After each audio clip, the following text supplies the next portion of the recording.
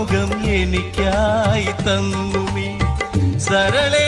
അവസാനം നീ എന്നെ ചതിച്ചില്ലേ സരളെ നീ അവസാനം ലൈഫ് എന്റെ തകർത്തില്ലേ ഇന്ന് ഞാൻ പാപ്പരാണടി